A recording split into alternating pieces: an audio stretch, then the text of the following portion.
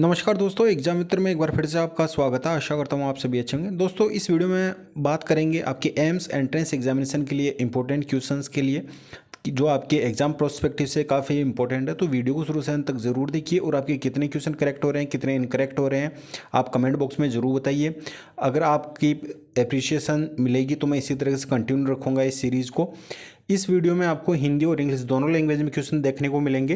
तो स्टार्ट करते हैं। मैं एक्सप्लेनेशन नहीं दूंगा, क्वेश्चन रीड करूंगा जिससे कि आपको एक आइडिया लग जाएगा कि इस तरह के क्वेश्चंस आएंगे, ये इंपॉर्टेंट क्वेश्चंस हैं।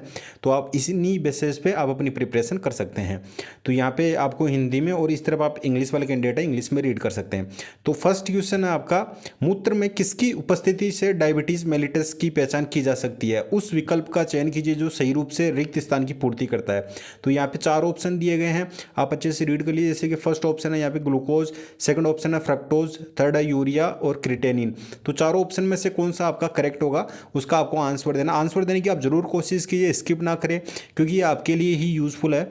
इंग्लिश वाले कैंडिडेट यहाँ पे आप रीड कर सकते हैं, diabetes mellitus can be diagnosed by the presence of, यहाँ पे आपका खालिस्तान दिया गया, in urine choose the option that फिल्स the blank correctly. तो यहाँ पे 4 ऑप्शन दिए गए, 4 ऑप्शन में से कौन सा आपका करेक्ट होगा? तो इसका जो करेक्ट आंसर होगा वो होगा आपका ऑप्शन नंबर ए, ग्लूकोज। तो मूत्र में ग्लूकोज की उपस्थिति से डायबिटीज मेलिटस की पहचान की जा सकती है। ऑप्शन नंबर ए इसका करेक्ट आंसर हो जाएगा। नेक्स्ट है आपका, स्तनधारियों में सांद्रित मूत्र उत्पन्न करने की क्षमता होती है, निम्नलिखित में से किसके अतिरिक्त अन्य सभी के कारण प्राथमिक रूप से यह घटित होता है? तो 4 ऑप्शन दिए गए हैं यहाँ पे, प्रतिधारक क्रियाविधि द्वारा, या हेनले लूप तथा वासारेक्टा के मध्य निकटता के द्वारा, वल्कुटियन नेफ्रॉन में हेनले की लंबी लूप, या जक्स्टा मेडुलरी नेफ्रॉन में हेनले की लंबी लूप। तो 4 ऑप्शन दिए गए हैं। इंग्लिश वाले कैंडिडेट इंग्लिश में इसको रीड कर सकते हैं। तो इसका जो करेक्ट आंसर हो जाएगा वो होगा आपका ऑप्शन नंबर सी, वल्कुटियन नेफ्रॉन में हेनले की लंबी लूप के द्वारा। आप आंसर जरूर देने की कोशिश कीजिए। इसी तरीके से मैं फिजिक्स या केमिस्ट्री के भी क्वेश्चन आपके लिए लाने की कोशिश करूंगा। नेक्स्ट क्वेश्चन है आपका, वृक्क कर्णिका में अनुपस्थित होती है। तो यहाँ पे ये 4 ऑप्शन दिए गए हैं, रेनल कॉर्पल्स लेक्स। तो यहाँ पे 4 ऑप्शन दिए गए, ग्लोमेरुलस, बोमेन संपुट, पदाणु या सरल घनाकार उपकला।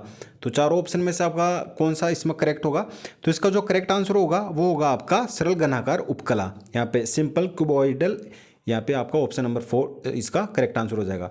नेक्स्ट क्वेश्चन है, संरचना तथा इससे संबंधित उत्सर्जी उत्पाद के संदर्भ में सही मिलान का चयन कीजिए। तो यहाँ पे आपको सही मिलान करना है कि आपको यहाँ पे 4 ऑप्शन दिए गए, यकृत का आपको सही मिलान करना है, श्वेत ग्रंथियाँ या तेल ग्रंथियाँ, फेफड़े। तो इसका आपको सही मिलान करना है। मैं इसका करेक्ट आंसर आपको बता देता हूँ। तो इसका जो करेक्ट आंसर होगा वो होगा आपका ऑप्शन नंबर डी। आपका यहाँ पे ऑप्शन नंबर डी इसका करेक्ट आंसर हो जाएगा।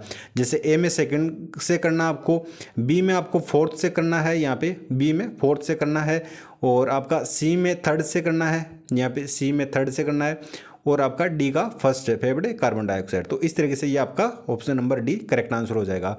बढ़ते हैं नेक्स्ट क्वेश्चन पे। वर्ग के मध्य निर्मित अघुलनशील क्रिस्टलित लवणों के पिंड को कहते हैं। तो जो वर्ग के मध्य निर्मित अघुलनशील क्रिस्टलित लवण होते हैं उनको क्या कहते हैं? जो पिंड होता है उसको। 4 ऑप्शन दिए गए यहाँ पे, यहाँ पे 4 ऑप्शन, इनको अच्छे से रीड कर सकते हैं। तो इसका जो करेक्ट आंसर हो जाएगा दोस्तों वो रहेगा आपका रीरन कैलकुलाई। ऑप्शन नंबर बी इसका करेक्ट आंसर हो जाएगा। नेक्स्ट क्वेश्चन है, कपाल की युग्मी अस्थियों के संदर्भ में एक विषम का चयन कीजिए। 4 ऑप्शन है यहाँ पे, पेराइटल है, एथमोइड है, या जाइगोमेटिक है, या मैक्सिला है। तो इसका जो करेक्ट आंसर हो जाएगा वो रहेगा आपका एथमोइड। ऑप्शन नंबर बी इसका करेक्ट आंसर हो जाएगा। बढ़ते नेक्स्ट क्वेश्चन पे, एक वयस्क मनुष्य की पसलियों के संदर्भ में गलत कथन का चयन कीजिए। तो यहाँ पे आपको गलत कथन चूज करना है। 4 ऑप्शन दिए गए, चारों में से आपके 3 बिल्कुल करेक्ट हैं लेकिन एक आपका गलत है। तो यहाँ पे आपको अच्छे से इसको रीड कर लेना है। मैं इसका जो डायरेक्ट आंसर आपको बता देता हूँ। तो इसमें ऑप्शन नंबर ए इसका करेक्ट आंसर हो जाएगा।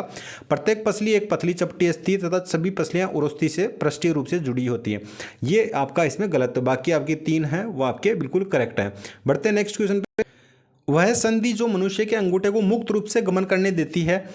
4 ऑप्शन आपके, कंदु खलिका संधि, सैडल संधि, या विसर्पी संधि, या दुराग्र संधि।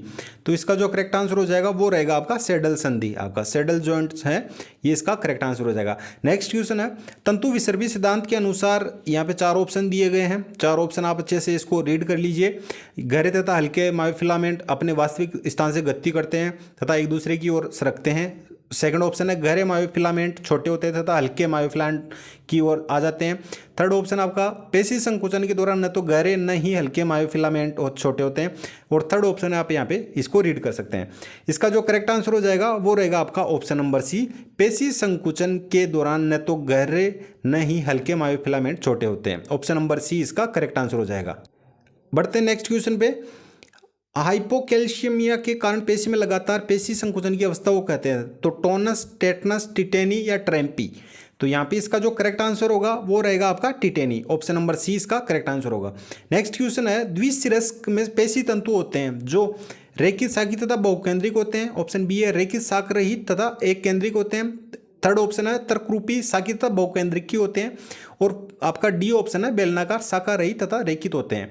तो इसका जो करेक्ट आंसर रहेगा वो रहेगा आपका ऑप्शन नंबर डी, बेलनाकार शाखा रहित तथा रेखित होते हैं। ऑप्शन नंबर डी इसका करेक्ट आंसर हो जाएगा। नेक्स्ट क्वेश्चन है, F18 के संदर्भ में गलत कथन का चयन कीजिए। ऑप्शन ए है यह रेशीय तथा कुंडलित होते हैं। ऑप्शन बी है यह बहुलीकृत प्रोटीन होते हैं। यह संकोचनशील LMM तथा HMM के बने होते हैं। और डी ऑप्शन है यह संकोचनशील प्रोटीन होते हैं। करेक्ट आंसर हो जाएगा इसका ऑप्शन नंबर सी आपका, यह संकोचनशील LMM तथा HMM के बने होते हैं। बढ़ते हैं नेक्स्ट क्वेश्चन पे। उपास्थि युक्त संधि अस्थियां कहां पर या किसके मध्य देखी जा सकती है। ऑप्शन ए है कपालीय अस्थियां, जघन संधान। ऑप्शन सी है कार्पल या एटलस तथा अक्षीय। तो इसका जो करेक्ट आंसर होगा वो रहेगा आपका जघन संधान, यहाँ पे pubic symphysis. Option number B इसका करेक्ट आंसर हो जाएगा। नेक्स्ट क्वेश्चन है आपका, एक आयु संबंधी कंकाली विकार जो अस्थियों से खनिजों की कमी द्वारा अभिलाक्षणित होती है। ऑप्शन ए है गाउट, बी है अस्थि सुशिरता या ऑस्टियोआर्थराइटिस या रूमेटी संधिशोथ। इसका करेक्ट आंसर हो जाएगा दोस्तों ऑप्शन नंबर बी आपका अस्थि सुशिरता। यहाँ पे ऑप्शन नंबर बी इसका करेक्ट आंसर हो जाएगा। नेक्स्ट क्वेश्चन आपका, कंधा संधि में स्कैपुला व किसके बीच का संधि योजन सम्मिलित होता है। ऑप्शन ए है फीमर का या क्लेविकल, ह्यूमरस या उरोस्थी। करेक्ट आंसर हो जाएगा दोस्तों इसका ऑप्शन नंबर सी, ह्यूमरस का। ऑप्शन नंबर सी इसका करेक्ट आंसर हो जाएगा। बढ़ते हैं नेक्स्ट क्वेश्चन पे। एकल मानव पाद में उपास्थि मेटाकार्पल की कुल संख्या होती है, तो total number of metacarpal present in single human limb. तो यहाँ पे आपको दे रखा है 5, 10, 20, 30। तो इसमें आपका जो करेक्ट आंसर हो जाएगा वो रहेगा आपका ऑप्शन नंबर ए आपका 5। ऑप्शन नंबर ए इसका करेक्ट आंसर हो जाएगा। नेक्स्ट क्वेश्चन आपका, निम्नलिखित कथनों को पढ़िए और सही कथनों वाले विकल्प का चयन कीजिए। तो यहाँ पे 4 ऑप्शन दिए गए हैं, इनको आप क्वेश्चन को रीड कीजिए और जो ऑप्शन दिए गए चारों इनको आप पॉज करके रीड कीजिए। तो इनमें सही कथनों वाले विकल्प चयन करने हैं, जो सही है केवल उन्हीं का चयन करना है, जो गलत है उनका चयन नहीं करना है। तो यहाँ पे ऑप्शन दिए गए ए तथा बी सही है, ए तथा सी सही है, बी या सी सही है, या बी ओ या डी सही है। तो इसका जो करेक्ट आंसर होगा वो रहेगा आपका बी तथा डी सही है। इसमें आपका ये वाला कथन और ये वाला कथन है ये सही है आपका। ऑप्शन नंबर डी इसमें ये करेक्ट आंसर हो जाएगा। नेक्स्ट क्वेश्चन है, श्रोणि मेखला की कंशांग अस्थियों में समाविष्ट होती है। ऑप्शन ए है इलियम, इस्चियम, शुद्रांत या प्यूबियस। ऑप्शन यहाँ पे दिए गए केवल ए तथा बी, बी तथा सी, बी सी डी या ए बी डी। तो इसका जो करेक्ट आंसर होगा वो रहेगा दोस्तों आपका A B D. A, B और डी श्रोणि मेखला की कंशांग अस्थियों में ये ए बी डी ये सम्मिलित हैं। नेक्स्ट क्वेश्चन है आपका, निम्नलिखित में से किसके अतिरिक्त अन्य सभी लाल पेशी तंतुओं में होते हैं। तो यहाँ 4 ऑप्शन, मायोग्लोबिन, माइटोकॉन्ड्रिया, अनेक केंद्रक, अंतराली संधि। इसका जो करेक्ट आंसर होगा वो रहेगा आपका अंतराली संधि, आपका gap junction. Option number D इसका करेक्ट आंसर हो जाएगा। नेक्स्ट क्वेश्चन है, एक पेशी का संयोजी उत्तक आवरण कहलाता है। तो एपीमाइसियस या पेरीमाइसियस, एंडोमाइसियस या सार्कोलेमा। तो इसका जो करेक्ट आंसर होगा वो रहेगा आपका एपीमाइसियस। ऑप्शन नंबर ए इसका करेक्ट आंसर हो जाएगा। अब दोस्तों इसी तरीके के क्वेश्चंस के लिए मैंने आपको ऑब्जेक्टिव बुक डिस्क्रिप्शन बॉक्स में लिंक के माध्यम से अवेलेबल करवा रखी है। हिंदी मीडियम कैंडिडेट के लिए अलग से हैं लिंक और इंग्लिश मीडियम कैंडिडेट के लिए। और इन जो ई बुक्स आपको प्रोवाइड की गई ऑब्जेक्टिव बुक्स क्वेश्चन प्रैक्टिस के लिए सबसे मोस्ट इंपॉर्टेंट है। अगर आपको एम्स BSc नर्सिंग का पैरामेडिकल में सिलेक्शन लेना है तो आपको क्वेश्चन प्रैक्टिस पे फोकस करना है, और सेकेंड आपको जो मॉक टेस्ट पेपर उन पे केवल 2 ही चीज़ों को अगर आप 60 डेज मतलब कि 2 मंथ्स तक अगर अच्छे से फॉलो कर लेंगे पूरे डेडिकेशन के साथ में, तो आप 100% आप अपने लिए सीट कंफर्म कर लोगे। इस तरीके के क्वेश्चंस दोस्तों वीडियोस में आपको सभी कवर करवाना मुश्किल है, तो आप ऑब्जेक्टिव बुक है आप इसको जरूर फॉलो करें। जो इस ऑब्जेक्टिव बुक में जो क्वेश्चंस दिए गए हैं चैप्टर वाइज मोस्ट इंपॉर्टेंट है, और आपको एजीटी इसी तरह के क्वेश्चंस आपको एग्जाम में देखने को मिलेंगे। इसमें आपको एक ही बुक में 3 in 1 है। 3 in 1 का मतलब है तीनों सब्जेक्ट बायोलॉजी, केमिस्ट्री, फिजिक्स दोनों क्लासेज के 11th और 12th के आपके चैप्टर वाइज दे रखे हैं। ये इंग्लिश मीडियम कैंडिडेट के लिए, हिंदी मीडियम के लिए भी डिस्क्रिप्शन बॉक्स में लिंक आपको अवेलेबल करवा रखा है।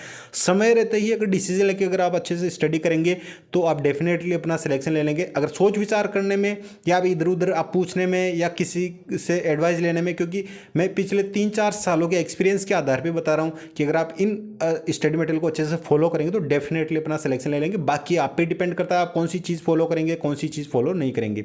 अवेल किस तरीके से करना है, सभी की प्रोसेस बिल्कुल सेम है, चाहे मॉक टेस्ट पेपर अवेल करें या आप थ्योरी बेस्ड ई बुक या आप सब्जेक्टिव ई बुक या ऑब्जेक्टिव ई book, Hindi medium English medium सभी के लिए बिल्कुल सेम प्रोसेस है। प्रीवियस ईयर क्वेश्चन पेपर भी अवेलेबल करवा रखे डिस्क्रिप्शन बॉक्स में लिंक के माध्यम से। तो जैसे कि आपको ऑब्जेक्टिव बुक अवेल करनी है, डिस्क्रिप्शन बॉक्स में लिंक दे रहेगा, उस पर आपको क्लिक करना है। इस तरीके से इंटरफेस आएगा, इसमें आपको बाय नाउ पे क्लिक करना है। जैसे बाय नाउ पे क्लिक करेंगे इस तरीके से इंटरफेस देखने को मिलेगा। इसमें अपनी डिटेल फिल करनी है, जैसे कि फर्स्ट नेम, लास्ट नेम और अपनी active email ID. Email ID आपकी बिल्कुल करेक्ट होनी चाहिए, क्रॉस चेक जरूर कर लीजिए 2 से 3 बार। अपनी कॉन्टैक्ट डिटेल्स फिल करनी है, फिर रिव्यू एंड पे पे आपको क्लिक करना है। जैसे ही रिव्यू एंड पे पे क्लिक करेंगे इस तरीके से आपको ऑप्शन दिखाई देगा। मेक पेमेंट पे आपको क्लिक करना है। जैसे मेक पेमेंट पे क्लिक करेंगे आपको इस तरीके से QR कोड दिखाई देगा। आप QR कोड से पे कर सकते हैं। अगर QR कोड से पे नहीं करते हैं तो आपको अदर पेमेंट ऑप्शन भी अवेलेबल करवा रखे हैं, जैसे कि UPI मेथड से। UPI मेथड में सारे ऑप्शन अवेलेबल हैं। हम मोर पेमेंट ऑप्शन पर जाके भी आप अपने पेमेंट ऑप्शन चूज कर सकते हैं। UPI मेथड पर आप जाएंगे तो यहाँ पे आपको फोन पे, गूगल पे या पेटीएम सारे ऑप्शन अवेलेबल करवा रखे हैं। कुछ कैंडिडेट फोन पे नहीं कर पाते हैं तो वो पेटीएम से कर सकते हैं या गूगल पे से या भीम UPI से इनसे भी कर सकते हैं, क्योंकि फ़ोन पे में कई बार जो कुछ कैंडिडेट है उनको इशू आता है, तो आप इन मेथड से आप UPI मेथड से कर सकते हैं। मोर पेमेंट ऑप्शन पे जैसे आप क्लिक करेंगे तो यहाँ पे भी अदर ऑप्शन दे रखे हैं, जैसे कि credit card, debit card, net banking, EMI या आप बैंक ट्रांसफर से आप पेमेंट कन्फर्म कर सकते हैं। जैसे ही पेमेंट कन्फर्म करेंगे आपको आपकी ई बुक डाउनलोड करने का आपको ऑप्शन प्राप्त हो जाएगा। वहाँ से आप अपनी ई बुक डाउनलोड कर सकते हैं। अगर वहाँ से नहीं कर पाते हैं तो जो ईमेल आईडी आपने जब अपनी डिटेल्स फिल की थी वहाँ पे आपने ईमेल आईडी दी थी, उस ईमेल पे भी आपको एक मेल सेंड किया जाता है जिसमें आपको आपकी ई बुक डाउनलोड करने का लिंक आपको अवेलेबल होता है। तो वहाँ से भी आप अपनी ई बुक को डाउनलोड कर सकते हैं। और समय रहते ही दोस्तों, क्योंकि मुझे पता है हर साल मैं यही देखता हूँ कि लास्ट टाइम में काफ़ी सारे कैंडिडेट हैं जो इन बुक्स को फॉलो करते हैं, तो आपके पास में अभी सफिशिएंट टाइम है। आप इस टाइम को सही तरीके से यूटिलाइज करेंगे तो डेफिनेटली लेंगे। और लास्ट में जाके काफ़ी सारे कैंडिडेट फिर इन ई बुक्स को फॉलो करेंगे, 10 दिन या 5 दिन का समय रहेगा, तो उसमें फिर कोई इसका सेंस नहीं निकलेगा। अभी आपके पास में टाइम है, सही तरीके से स्टडी पे फोकस कीजिए, डेफिनेटली आप अपना सिलेक्शन ले पाएंगे। वीडियो कैसा लगा कमेंट बॉक्स में जरूर बताइए। कोई भी डाउट हो, कोई भी शो कमेंट बॉक्स में पूछ सकते हैं। वैसे मैंने ऑलरेडी आपको काफ़ी सारी वीडियोस अवेलेबल करवा रखे हैं हम BSc नर्सिंग या पैरामेडिकल से रिलेटेड, तो उन वीडियोस को चैनल पे जरूर देखिए, आपके सारे डाउट क्लियर हो जाएंगे। या मुझे इंस्टाग्राम पे फॉलो करके वहाँ से भी जानकारी ले सकते हैं। मिलते हैं नेक्स्ट वीडियो में। धन्यवाद। जय हिंद, जय भारत।